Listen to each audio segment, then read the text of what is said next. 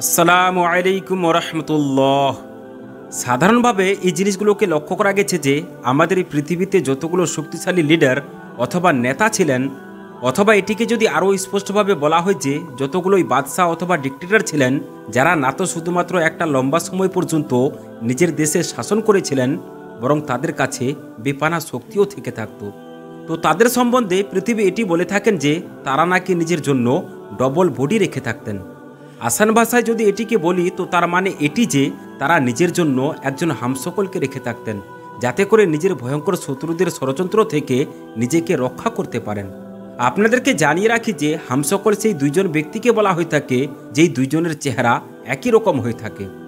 যেমনভাবে আজকের যুগে রাশিয়ার প্রেসিডেন্ট ভ্লাদিমির পুতিনের সম্পর্কে প্রায় এটি দাবি করা হয়ে থাকে যে বিশেষ করে রাশিয়া ও ইউক্রেনের যুদ্ধের মাঝে, আর পশ্চিমী মিডিয়া এই ন্যারেটিভটিকে আরও বেশি করে সেট করার চেষ্টা করেছিল যে ভ্লাদিমির পুতিন তো তার ঘর থেকে বেরিয়ে হয় না, বরং নিজের ঘরেতেই অবস্থান করে থাকেন।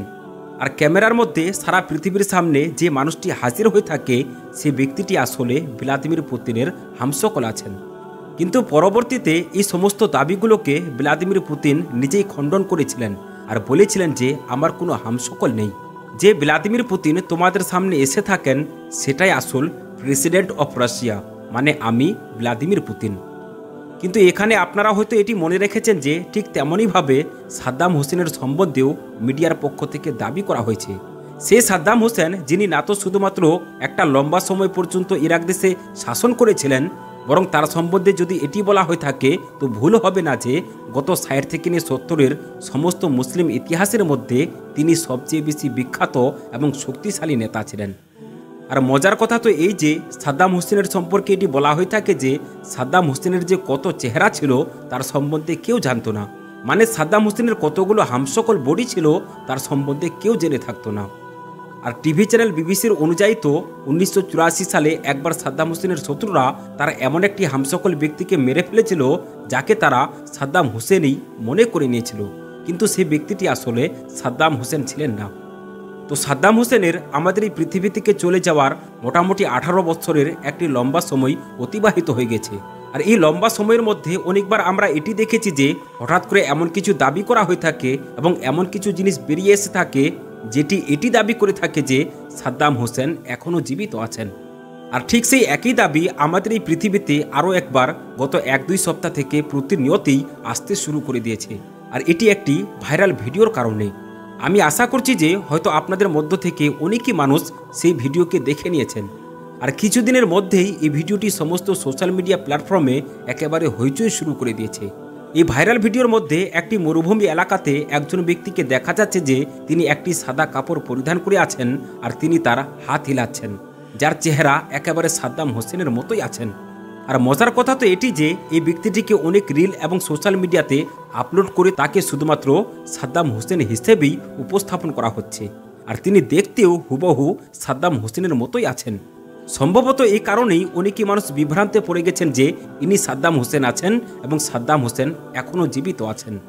কিন্তু এখন এখানে এটি প্রশ্ন উঠে আসছে যে তাহলে ভিডিওতে যে ব্যক্তিকে দেখা যাচ্ছে তিনি কে আছেন? সত্যিই কি তিনি সাদ্দাম হোসেন আছেন? আর সত্যিই কি সাদ্দাম হোসেন এখনও জীবিত আছেন? আর সাদ্দাম হোসেন যদি সত্যি জীবিত থেকে থাকেন তাহলে কি ২০০৬ সালে যাকে ফাঁসি দেওয়া হয়েছিল সেটি কি সাদ্দাম হোসেনের হামসকল ছিলেন? আর এটি কি সত্য যে সাদ্দাম হোসেনের মতো শক্তিশালী নেতা এই সময় মুসলিম পৃথিবীতে এসে গেছেন? আর আমরা এটি দেখতে পাচ্ছি যে সমস্ত মিডল ইস্টের মধ্যে একেবারে হইচই শুরু হয়ে গেছে, আর সমস্ত এলাকাতে যুদ্ধের মতো পরিস্থিতি দেখা দিতে লেগেছে। আর এই সময় আমেরিকা তো অলরেডি দুর্বল পরিস্থিতির শিকার হয়েই গেছে, এরই জন্য তারা আগে থেকেই ইরাক এবং সিরিয়ার মতো এলাকা থেকে নিজের সৈন্যদেরকে উইথড্র করে নেওয়ার সম্বন্ধে ভাবতে শুরু করে দিয়েছে, মানে তাদেরকে নিজের দেশে ডেকে নেওয়ার সম্বন্ধে ভাবতে লেগেছে। তো যদি কথা বলা হয় এই ভিডিওটির সম্বন্ধে, তো আমরা এই ভিডিওটির সম্বন্ধে যতদূর রিসার্চ এবং গবেষণা করেছি তো আমরা দেখতে পেয়েছি যে এই ভিডিওর সাথে সম্পর্কিত এই দাবিটি একেবারে ফেক এবং মিথ্যা রয়েছে। কেননা আপনি এমন একজন ব্যক্তির জীবিত হওয়ার দাবি করছেন যার এই পৃথিবীতে শুধুমাত্র সমাধি আছে, মানে কবর উপস্থিত আছে, আর কিচ্ছুই নেই। আর সে ব্যক্তির ফাঁসিও তো সমস্ত পৃথিবীর সামনে দেওয়া হয়েছিল, মানে ভিডিওর মাধ্যমে দেওয়া হয়েছিল। এতদূর পর্যন্ত যে আজও সাদ্দাম হোসেনের ফাঁসির ভিডিও ইন্টারনেটের মধ্যে উপস্থিত আছে। আর এরকম কোনো দ্বিতীয় ঘটনা পৃথিবীতে হয়তো খুবই কম আমরা দেখতে পাবো। কেননা 2006 সালে যখন আমেরিকার পক্ষ থেকে সাদ্দাম হোসেনকে ফাঁসি দেওয়ার সিদ্ধান্ত নেওয়া হয়েছিল, তো সাদ্দাম হোসেন নিজের শেষ ইচ্ছা প্রকাশ করে দুইটি কথা বলেছিলেন। প্রথম ইচ্ছা তো এটি ছিল যে আমাকে ফাঁসি দেওয়ার পরিবর্তে আমাকে সৈন্যদের মতো গুলি করে মেরে ফেলা হোক। আর দ্বিতীয় ইচ্ছা তো এটি ছিল যে অন্য সাধারণ অপরাধীদের মতো মৃত্যুর সাজা দেওয়ার সময় আমার চেহারাকে যেন ঢেকে না রাখা হয়, বরং সম্পূর্ণভাবে যেন আমার চেহারা খোলা থেকে থাকে। সাদ্দাম হোসেনের প্রথম ইচ্ছাটি তো অ্যাকসেপ্ট করা হলো না, কিন্তু দ্বিতীয় ইচ্ছাটির উপর আমল করা হয়েছিল। সেই জন্য 30 ডিসেম্বর 2006 সালে যখন সাদ্দাম হোসেনকে ফাঁসিতে ঝুলানোর জন্য নিয়ে যাওয়া হচ্ছিল, তো সমস্ত পৃথিবীর মানুষ দেখেছিল যে এটি সবচেয়ে ভিন্ন ফাঁসি এবং সবচেয়ে অদ্ভুত ফাঁসি ছিল। কেননা এমনটি প্রথমবার হচ্ছিল যে সাদ্দাম হোসেনকে যারা ফাঁসিতে ঝুলাবে এবং জাল্লাদ সমস্ত মানুষদের চেহারা ঢাকা ছিল, কিন্তু যাকে ফাঁসিতে ঝুলানো হবে তার মুখ সম্পূর্ণভাবে খোলা ছিল। আর এই সমস্ত জিনিস রেকর্ডও করা হয়েছিল, যার ভিডিও আজ পর্যন্ত ইন্টারনেটের মধ্যে আপলোড করা আছে। একটি রিপোর্টে বলা হয়েছে যে সাদ্দাম হোসেনের মৃত্যুর পরও আমেরিকার পক্ষ থেকে এটি কনফার্ম করা হয়েছিল যে ইনি সাদ্দাম হোসেনই তো আছেন নাকি অন্য কোনো ব্যক্তি আছেন। কেননা সাদ্দাম হোসেনের যে বডি ডবলের মামলা ছিল, মানে তার অনেক হামসকলের মামলা তার জীবিত থাকা অবস্থাতেই সমস্ত পৃথিবীতে খুবই বিখ্যাত হয়ে গিয়েছিল। তো এখানে সম্পূর্ণভাবে এটি স্পষ্ট হয়ে গেল যে যে ভিডিওটি ভাইরাল হয়েছে তার সম্পর্কে জুড়ে থাকা সমস্ত দাবি একেবারে ফেক এবং মিথ্যা আছে।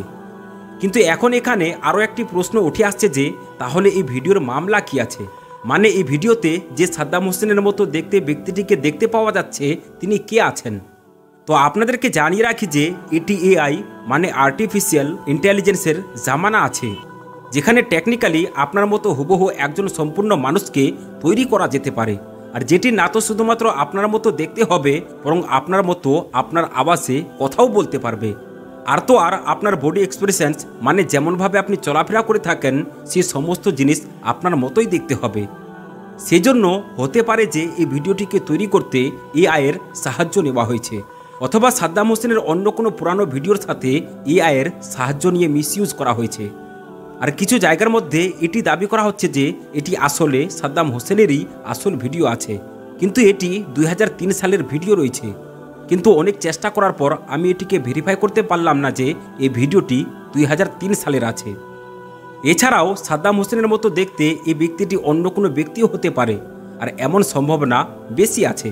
কেননা প্রকাশ্য এটি যে যেমনভাবে আমরা আপনাদেরকে আগে বলেছিলাম যে বড় বড় নেতাগুলো সাধারণভাবে বডি ডবল মানে হামসকল মানুষদেরকে ব্যবহার করে এসেছে, আর তাদেরকে সে হামসকল মানুষগুলো তো এই পৃথিবীতেই মিলে থাকতো, কোনো অন্য জায়গা থেকে তো নিয়ে আসতেন না।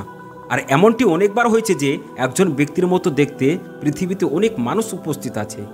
তো আজকের এই ভিডিও থেকে আমরা এটি জানতে পারলাম যে সাদ্দাম হোসেনের মতো দেখে থাকা এই ব্যক্তিটির ভিডিওটি সত্য নয়, বরং এআই দ্বারা তৈরি করা হয়েছে। আর যদি এই ভিডিওটি সাদ্দাম হোসেনের হয়েও থাকে তো এটি সাদ্দাম হোসেনের পুরাতন ভিডিও রয়েছে। আর এটিও হতে পারে যে এই ভিডিওতে যে ব্যক্তিটিকে দেখা যাচ্ছে সেটি সাদ্দাম হোসেনের মতো দেখে থাকা একজন ব্যক্তি আছেন, মানে সাদ্দাম হোসেনের হামসকল আছেন। তো এই ভিডিওটির সম্বন্ধে আপনারা কি ভেবে থাকেন কমেন্ট বক্সে অবশ্যই জানাবেন, আমরা আপনাদের কমেন্টের অপেক্ষা করব। তো বন্ধুরা, আমরা আশা করছি যে আজকের এই ভিডিওটি আপনাদেরকে ভালো লেগেছে। যদি ভালো লেগে থাকে তাহলে একটি লাইক করবেন, এবং চ্যানেলে যদি আপনি নতুন হয়ে থাকেন তাহলে চ্যানেলটিকে সাবস্ক্রাইব করবেন। আসসালামু আলাইকুম ওয়া রাহমাতুল্লাহি ওয়া বারাকাতুহু।